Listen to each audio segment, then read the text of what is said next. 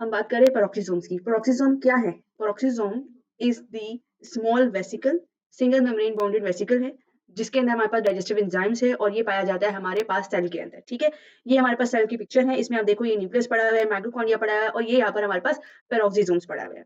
जैसे कि हमारे पास ये पेरोक्सिसोम्स है, ठीक है, ये पेरोक्सिसोम जो है हमारे पास वर्ड कहाँ से आ रहा है? पेरोक्सी यानी कि हाइड्रोजन पेरोक्साइड H2O3 और सोम्स, सोम्स जो है ये वर्ड सोमा से निकल रहा है, जिसका मतलब बॉडी होता है। ठीक है, अब ये होते क्या है? ये स्मॉल होते हैं, सिंगल मेम्ब्रेन बाउंडेड ऑर्गेनेलीज होती है। जिस तरह से हमने माइटोकॉन्ड्रिया को पढ़ा था कि माइटोकॉन्ड्रिया जो है वो डबल मेम्ब्रेन बाउंडेड ऑर्गेनेली होती है, इसी तरीके से पेरोक्सिसोम्स जो है इसकी सिंगल मेम्ब्रेन बाउंडेड ये ऑर्गेनेली होती है, जो कि सिर्फ और सिर्फ यूकैरियोटिक सेल्स में पाए जाते हैं, प्रोकैरियोटिक सेल्स में नहीं पाए जाते। ठीक है, इसके अलावा इसके अलावा इसके स्ट्रक्चर के बारे में बात की जाए तो ये तकरीबन लाइसोसोम जैसा लगता है। छोटी-छोटी हमारे पास बॉडीज़ होती हैं जो कि 100 से 500 नैनोमीटर होता है डायमीटर में, ठीक है? इसकी जो बाहर की लेयर है ये लिपिड बायलेयर होती है। जिस तरह से हमारे पास लिपिड बायलेयर हमारे पास सेल की जो वॉल है उस पर भी हमारे पास जो है प्लाज्मा मेम्ब्रेन उसमें भी लिपिड बायलेयर होती है, ठीक है? तो बाहर ये इसका लिपिड बायलेयर है। इसके अलावा इधर हमारे पास प्रोटीन ट्रांसपोर्ट प्रोटीन्स हैं, ये चैनल्स मौजूद हैं, जिस तरह से अगेन हमारी सेल मेम्ब्रेन में होती है। बीच में हमारे पास एंजाइम्स और बीच में इसका क्रिस्टलाइन कोर है। बस ये एक बेसिक सा स्ट्रक्चर है, बहुत ही बेसिक सा स्ट्रक्चर है। बाहर लिपिड बाइलेयर है, उसके बाद हमारे पास जो चैनल प्रोटीन्स, ट्रांसपोर्ट प्रोटीन्स है। इसके अलावा जो है बीच में हमारे पास जो है वो क्रिस्टलाइन कोर है और साथ एंजाइम्स है। तो बेसिकली ये हमारे पास पेरोक्सिसोम का एक बहुत ही बेसिक सा स्ट्रक्चर मौजूद होता है, ठीक है? पेरोक्सिसोम का जो मेन फंक्शन है वो डिटॉक्सिफिकेशन है, ठीक है? अब डिटॉक्सिफिकेशन कह रही हूँ, इट मीन्स कि ये हमारे पास लिवर और किडनी में सबसे ज़्यादा पेरोक्सिसोम्स जो है वो पाए जाते हैं। ना सिर्फ ये बल्कि पेरोक्सिसोम को हम सेकंड जिसको नेम देते हैं वो माइक्रोबॉडीज का देते हैं। पेरोक्सिसोम को हम जो सेकंड नेम है वो हम ये भी कहते हैं कि ये माइक्रोबॉडीज है। तो पेरोक्सिसोम के अंदर एक बहुत इंपॉर्टेंट एंजाइम पाया जाता है जिसको हम कहते हैं कैटालेस। जो कैटालेस है ये बेसिकली H2O2 को ब्रेक डाउन करता है हमारे पास वाटर और ऑक्सीजन पर, ठीक है? पेरोक्सिसोम के मेन फंक्शन में है ही ये कि ये जो है हमारे पास ऑक्सीडेटिव प्रोसेस में इन्वॉल्व होता है। इसके अलावा लिपिड मेटाबॉलिज्म में भी पार्टिसिपेट करता है। इसके अलावा पेरोक्सिसोम जो है वो सेल को प्रोटेक्ट करता है रिएक्टिव ऑक्सीजन स्पीशीज से। ना सिर्फ ये बल्कि ये ब्रेक डाउन करता है लॉन्ग फैटी एसिड चेन्स को। पेरोक्सिसोम्स को अगेन सम अप करते हैं कि ये स्मॉल मेम्ब्रेन बाउंडेड ऑर्गेनेलीज होती है जो कि रिस्पॉन्सिबल होती है डिटॉक्सिफाइंग ऑफ हार्मोनल सब्सटेंसेस। इसके अलावा ये होती कहाँ है, इसकी लोकेशन क्या है? ये हमारे साइटोप्लाज्म में होती है, यूकैरियोटिक सेल्स की। इसके अलावा ये यस प्लांट्स और एनिमल दोनों में होती हैं। और इसके अलावा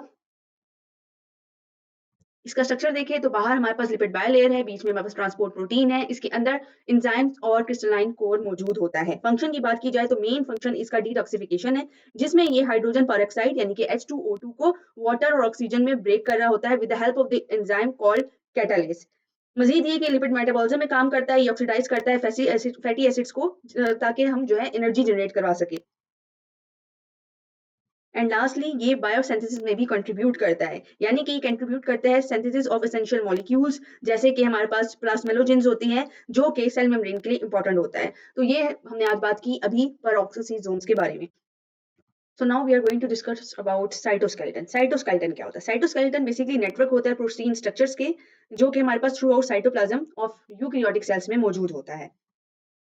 बेसिकली साइटोस्केलेटन जो है वो 3 टाइप्स ऑफ फाइबर से मिलकर बनता है, जिसमें आते हैं माइक्रोफिलामेंट्स, इंटरमीडिएट फिलामेंट्स और माइक्रोट्यूब्यूल्स। इसके अलावा साइटोस्केलेटन का सबसे मेन फंक्शन है सपोर्ट करना, सेल की शेप को बरकरार रखना। इसके अलावा जो है इसके अंदर जो सब्सटेंसेस हैं उनको उनकी मोबिलिटी में जो है हेल्प आउट करना। साइटोस्केलेटन के अंदर जो माइक्रोफिलामेंट्स है ये थिन फाइबर्स हैं जो कि प्रोटीन एक्टिन और मायोसिन से मिलकर बने होते हैं।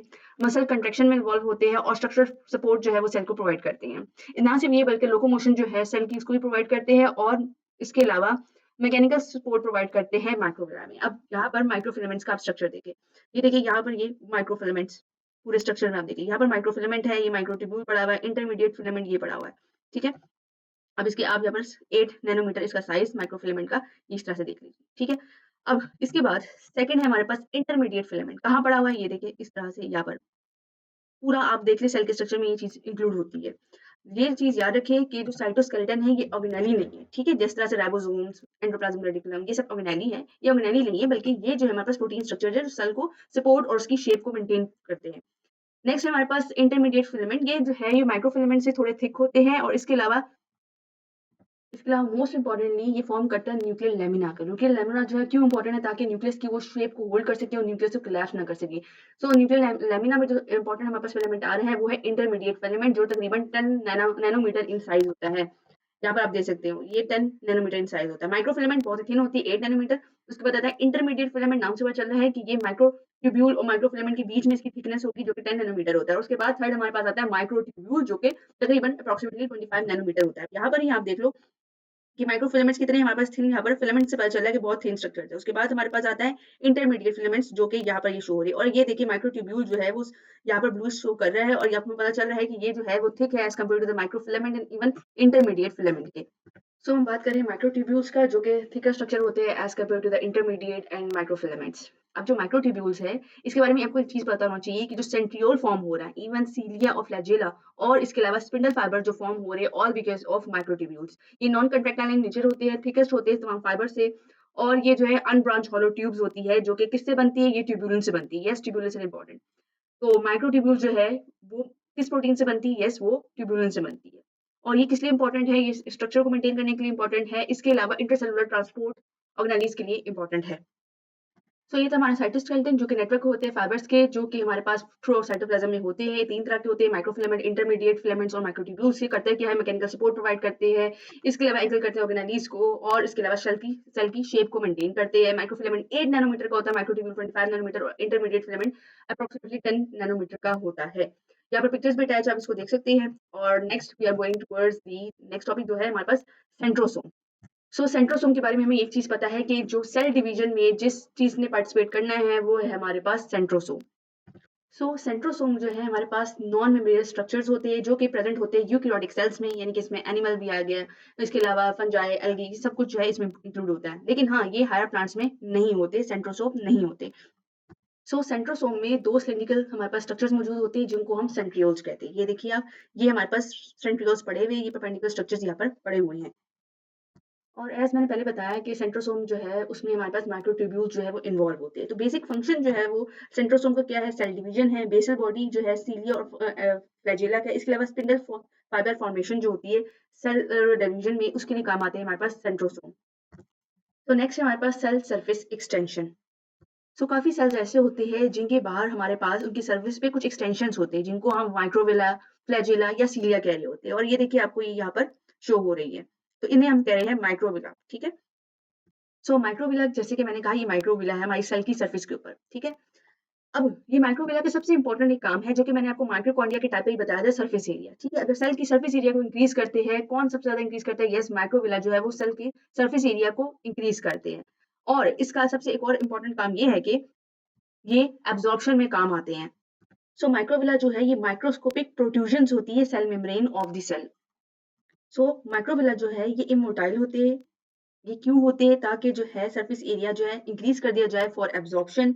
और बेसिकली ज्यादातर कहाँ पाए जाते हैं, in cells of the small intestine and kidney tubules में। Now there comes the flagella and cilia. Cilia जो है ये हेयर लाइक प्रोजेक्शंस होती है, हेयर लाइक ऑर्गेनेलिज होती है, जो कि राइज करते हैं सरफेस ऑफ सेल से। एज कम्पेयर टू माइक्रोविला, जो सीलिया है हमारे पास वो मोटाइल होती है, हेल्प करती है इन मूवमेंट ऑफ सब्सटेंसेस जैसे कि ट्रैकिया और फेलोपियन ट्यूब से, और locomotion in organisms such as paramecium, इस तरह से। एज सीलिया जो है हमारे पास मोटाइल होता है, तो ये रिलेटिवली शॉर्ट होते हैं और बहुत ज्यादा होते हैं हमारे पास, जैसे मैंने कहा हमारी ट्रैकिया की लाइनिंग में। ताकि क्या है, कोई भी फॉरेन बॉडी आती है तो उसको म्यूकस के साथ अटैक करके बॉडी से आउट किया जा सके। बॉडी में मुख्तलिफ जगहों पर जो है सीलिया मौजूद है। अब हम फ्लैजिला की बात करते हैं, तो ये लॉन्ग स्ट्रक्चर्स होते हैं सच एज स्पर्म, ठीक है। हमारे पास डीएनए मटेरियल आगे होता है, बैक साइड पर टेल होती है, और वहां पर हमारे पास फ्लैजिला होते हैं, और ये क्या कर रहा होता है, स्पर्म को जो है टुवर्ड्स एग लेके जाने के लिए काम करता है, जैसे कि हमारे पास है फ्लैजिला। अब आप ये देखें, यहाँ पर ये सीलिया की एग्जांपल है। सीलिया हमारे पास रिस्पायरेटरी ट्रैक में, फैलोपियन ट्यूब में, इवन ईयर, इनर ईयर में मौजूद होता है। और इससे क्या होता है, यहाँ पर आप जो है ये हमारे पास डस्ट पार्टिकल्स को एग्जांपल के तौर पर मूव आउट करते हैं। इसी तरीके से अब ये बैक्टीरिया बैक्टीरिया देखिए मूव कर रहा है। ये बैक्टीरिया मूव किस तरह से कर रहा है, ये कर रहा है move because of flagella. Flagella मैंने बताया आपको जिस तरह से ये मूवमेंट में वर्क करता है। इसी तरह के देखो स्पर्म सेल्स है, इसके बैक साइड पे आप देखो ये फ्लैजिला, इसकी टेल्स। तो इस तरह भी जो है स्पर्म जो है वो मोबाइल बंद हो जाते हैं। बात करने लगे न्यूक्लियस के। न्यूक्लियस जो है यूकैरियोटिक सेल का जनरल फीचर होता है। इट मीन्स कि जो बहुत बड़ा एक डिफरेंशियल थिंग है प्रोकैरियोटिक और यूकैरियोटिक सेल्स की, वो होता है न्यूक्लियस। प्रोकैरियोटिक सेल्स में जो है वो न्यूक्लियस नहीं होता, हमारे पास मेम्ब्रेन बॉन्डेड ऑर्गेनेल्स नहीं होती, बल्कि यूकैरियोटिक सेल, यूकैरियोटिक का मतलब क्या है, यू का मतलब होता है ट्रू और कैरियोटिक का मतलब न्यूक्लियस होते हैं। तो ऐसा सेल जिसके अंदर न्यूक्लियस जो है वो प्रॉपर अपनी शेप में और बाकी ऑर्गेनेल्स जो है मेम्ब्रेन बॉन्डेड ऑर्गेनेल्स मौजूद होती है, वो यूकैरियोटिक सेल्स होते हैं, और बाकी जो है वो प्रोकैरियोटिक सेल होता है। हम न्यूक्लियस की बात करें तो जिस तरह से पूरी बॉडी का सेंट्रल प्रोसेसिंग यूनिट हमारे पास ब्रेन होता है, उसी तरह से हमारे सेल का जो है मेन सेंटर, जहाँ पर तमाम आरएनए डीएनए जो है हमारे पास मौजूद होता है, वो है न्यूक्लियस। ठीक है, इसने क्या करना होता है, इसने सारी इंफॉर्मेशन स्टोरेज करनी होती है। मजीद ये कि इसने बाकी जो है ऑर्गेनेल्स को डायरेक्ट करना होता है। इसके स्ट्रक्चर के बारे में बात करें तो ये जो न्यूक्लियस होता है, इसके बाहर जो है डबल मेम्ब्रेन होती है, जिसको हम न्यूक्लियर एनवेलप कह रहे होते हैं। इसके अलावा ये टिपिकली ओवल शेप में होता है, और सबसे बढ़कर ये कि सेल का जो डीएनए है वो न्यूक्लियस के अंदर होता है, और यहाँ पर जो है क्रोमोसोम्स प्रेजेंट होते हैं, जाहिर सी बात है, तो डीएनए भी यहाँ प्रेजेंट है। इसके अलावा मज़ीद ये कि सेल डिवाइड जो होता है बेसिकली यहाँ पर इस फेज़ में सेल डिवाइड कर रहा होता है, और जितनी भी हमारे पास ट्रांसक्रिप्शन, जीन एक्सप्रेशन और रेप्लिकेशन, डीएनए रेप्लिकेशन होती है, वो सारी जो है वो न्यूक्लियर लेवल पर हो रही होती है। इसके अलावा न्यूक्लियस के बीच में हमारे पास एक और स्ट्रक्चर मौजूद होता है, जिसको हम न्यूक्लियोलस कहते हैं। इसी कोई मेम्ब्रेन नहीं होती, और इसके अलावा ये जो है न्यूक्लियस में भी बीच में मौजूद होता है, इर्रेगुलर शेप होती है, इसके अंदर डीएनए प्रेजेंट नहीं होता। जब भी एक्टिव प्रोटीन सिंथेसिस हो रही होती है तो ये बहुत ज़्यादा डेंस और प्रोमिनेंट हो जाता है। मज़ीद ये कि करता क्या है न्यूक्लियोलस, ये आरआरएनए की सिंथेसिस करता है, और इसके अलावा जो है फॉर्मेशन या फिर असेंबली ऑफ राइबोसोम्स जो है वो भी न्यूक्लियोलस लेवल पर हो रहा होता है। सो इन शॉर्ट न्यूक्लियोलस जो है वो डेंस रीजन है न्यूक्लियस के अंदर, जो कि इन्वॉल्व करता है in the production of ribosomes. बाकी मज़ीद ये बता सकती हूँ कि हाँ, येस न्यूक्लियस जो है वो एक न्यूक्लियस के अंदर एक भी हो सकता है, 2 भी हो सकते हैं, 2 से ज़्यादा 3 भी हो सकते हैं। बाकी ये कि न्यूक्लियस जो है ना, ये कोई अलग-सा पार्ट नहीं है। यूँ नहीं कह सकते कि न्यूक्लियस के अंदर एक पार्ट मौजूद है। जिस तरह से हम इलेक्ट्रॉन, प्रोटॉन, न्यूट्रॉन की बात करते हैं, तो हम कहते हैं ना न्यूट्रॉन हमारे पास बीच का न्यूक्लियस है, उसके अंदर जो है न्यूट्रॉन और पॉज़िट्रॉन प्रेज़ेंट है, इस तरह से स्ट्रक्चर्स नहीं, ऐसा नहीं होता। स्ट्रक्चर नहीं है, एक न्यूक्लियस जो है सेपरेट स्ट्रक्चर नहीं है, बल्कि यहाँ पर ही ना बेसिकली सिंथेसिस हो रही होती है। क्लस्टर ऑफ प्रोटीन जब आपस में जो है, मैं क्या कह सकते हैं कि आपस में जब वो करीब आते हैं, बंडल बनता है, तो एक तरह से प्रोटेक्शन सी आ जाती है। मज़ीद ये है कि जब सेल डिवीजन हो रही होती है, कुछ फेजेस में ये जो है वो कभी-कभार डिसअपीयर भी हो जाता है, अपीयर भी हो जाता है, ठीक है? तो इस तरह से ये रहता है। तो न्यूक्लियस के बारे में मज़ीद बता सकूँ तो ये होगा कि न्यूक्लियस जो है ना, हमारे पास ये लार्जेस्ट सेल ऑर्गेनेली है, जो कि सेंटर ऑफ द सेल मौजूद होता है। और जैसे मैंने कहा कि न्यूक्लियस की जो है वो डबल बाउंडेड मेम्ब्रेन होती है, जो आउटर मेम्ब्रेन है, आप यहाँ पर देख सकते हो, यहाँ पर ये हमारे पास क्या मौजूद है, एंडोप्लाज्मिक रेटिकुलम है, इसके साथ कांटेक्ट में जा रही होती है। और बेसिकली यहाँ पर जो है रफ एंडोप्लाज्मिक रेटिकुलम होता है, जिसके ऊपर राइबोसोम्स होती है, के साथ इंटैक्ट हो रहा होता है। मज़ीद ये कि न्यूक्लियर एनवेलप के ऊपर पोर्स होते हैं, ये आपको नज़र आ रही है, इसको न्यूक्लियर पोर्स कहते हैं। तो इन जो न्यूक्लियर पोर्स है, इसके ज़रिए जो है आरएनए और प्रोटीन जो है वो डायरेक्शन में मूव करती है, यानी कि न्यूक्लियोप्लाज़्म से वो साइटोप्लाज़्म, और साइटोप्लाज़्म से न्यूक्लियोप्लाज़्म की तरफ मूव करती हैं। मज़ीद ये कि जो न्यूक्लियस होता है, इसमें हमारे पास न्यूक्लियो प्रोटीन फाइबर्स मौजूद होते हैं, जिसको हम क्रोमैटिन कह रहे होते हैं। इसके अलावा न्यूक्लियर मैट्रिक्स प्रेज़ेंट होता है, जिसको हम जो है वो न्यूक्लियोप्लाज़्म कह रहे होते हैं। इसके अलावा मज़ीद ये कि बीच में बस न्यूक्लियस प्रेज़ेंट होता है, जहाँ जो कि एक्टिव साइट होता है आरआरएनए सिंथेसिस के लिए।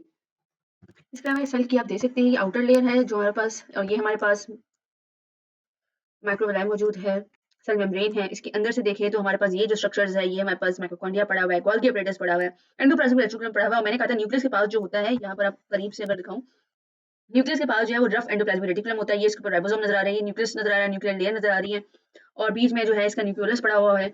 और फर्दर ऑन जो है आप देखो यहाँ पर, ये हमारे पास लाइसोसोम्स मौजूद है। तो ये एक स्ट्रक्चर जो है यहाँ पर हमारे पास सेल का नजर आ रहा है, जिसके अंदर हमारे पास ये जो है फर्दर ऑन, ये देखिए ये सेंट्रियोल्स पड़े हुए हैं, ठीक है, ये सेंट्रियोल्स है, फिर ये हमारे पास पूरे जो है माइक्रोफिलामेंट्स मौजूद हैं इस स्ट्रक्चर के अंदर। सो इस लेक्चर में हमने मुख्तलिफ ऑर्गेनाइजेज पढ़ ली हैं। नेक्स्ट लेक्चर में जो है वो मूवमेंट्स इन सेल और सारा कुछ ये पढ़ेंगे। तो वो सारा कुछ जो है वो हम अपनी नेक्स्ट वीडियो में कवर करते हैं।